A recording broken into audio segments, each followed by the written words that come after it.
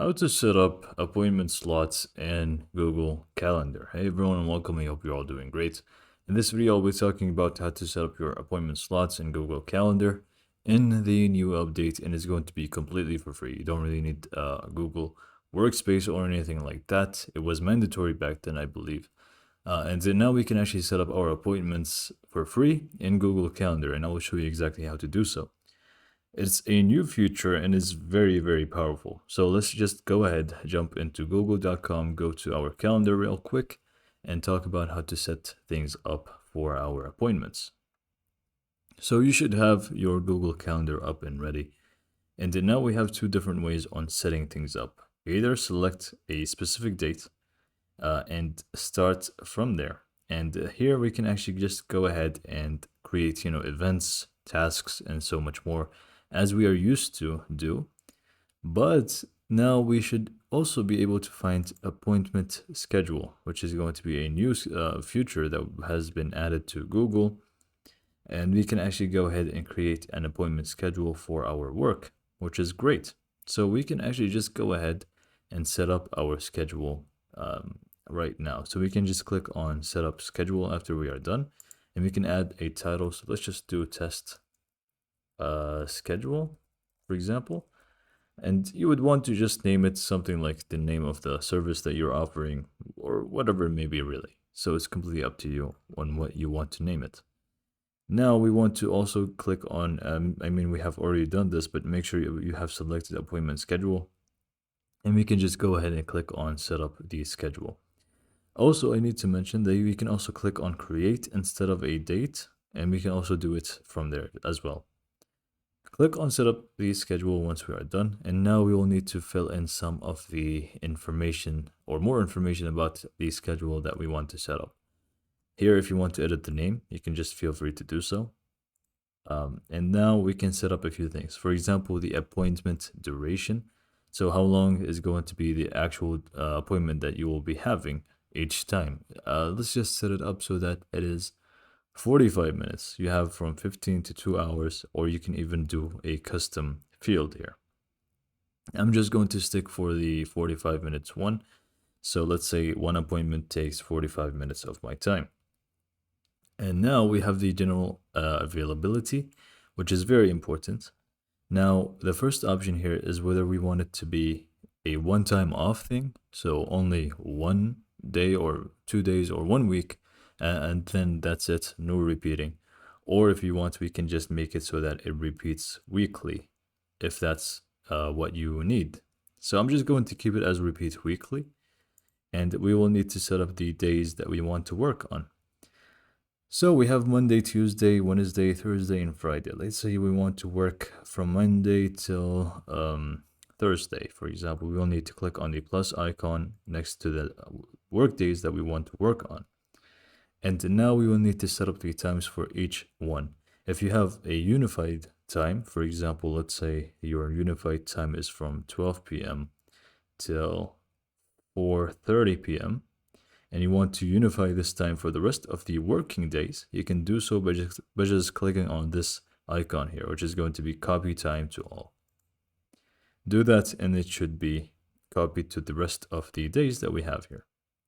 Now, for example, if you want to adjust a specific date so that it is more or less, you can just feel free to do so from here.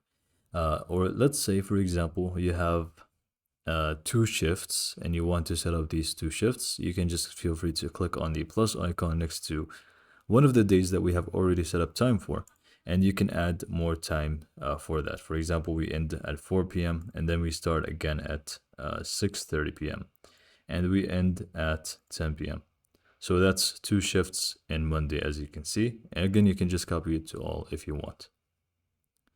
So later, we can just scroll down and add the actual time zone if you want to set it up accordingly. Now, people, when they actually book your from this entire thing that we are setting up, they will have it on their own time zone, or it's going to be a matching thing. So it's just going to work out. Don't worry too much about it. Time is kind of confusing. So here we have the scheduling window. Here you can set up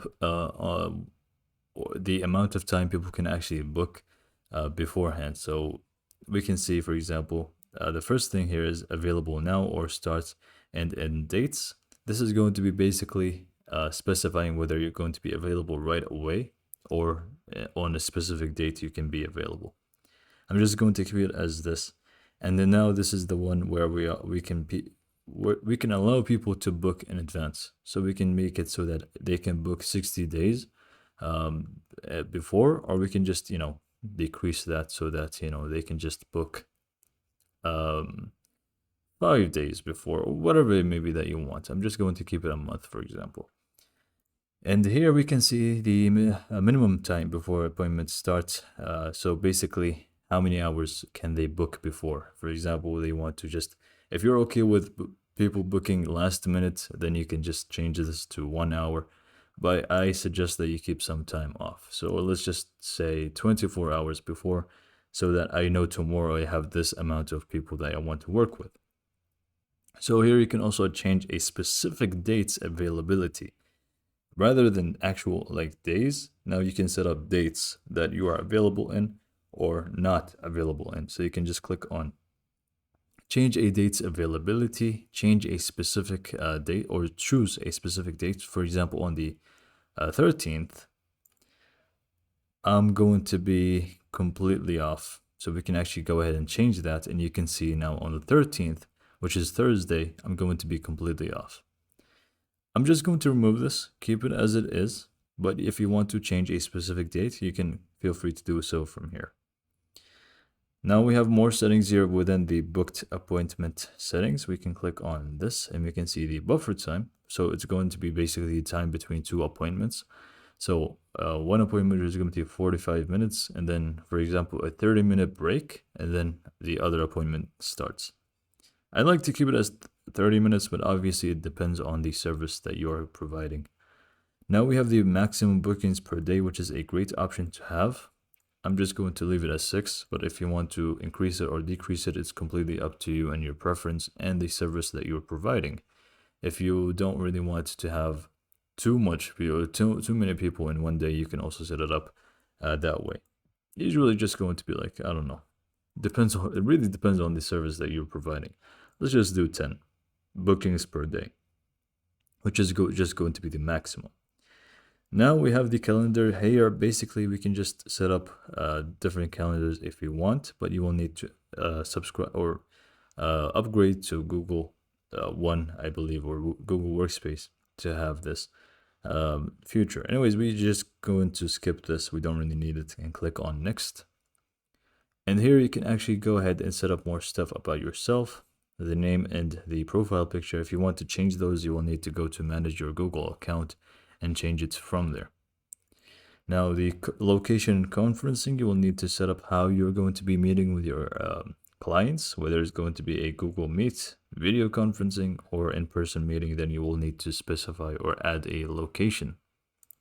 Let's just keep it as that. Description is just going to be adding a description to the service that you're providing. So test is the description that I'm going to be adding. And now we have the booking form. Here is going to be what people need to fill in before when they actually book. The 3 mandatory items that you can't really change is the first name, last name, and email address, but you can also add more items. So click on add an item, and you can add a phone number, or you can actually add a custom item. Just do a random question, for example, or just do question 1 and make it required, and click on add item. And now people need to actually answer the question 1 to be able to fill in the form. So once you're happy with this, we'll move on to the next one, which is going to be the payments and cancellation. Here you can obviously add the payments and cancellation policy. And we have also the booking confirmations and reminders. You will also need to go ahead and set them up if you have the proper plan for that. But we can click on save, and you can see we have the appointment slots available. And if you want to actually feel free or send this out to people so people actually can book now, we can just click on share and either copy the link and paste it in our social media or embed it to our website if we have one. And this is pretty much how to create your appointment slots in Google Calendar. the new version at least, and how to do so, and it's completely for free. I don't really have I don't have the Google Workspace. I have only my Gmail account, and that's all I have. So I hope that you have found this video to be useful, and thanks for watching.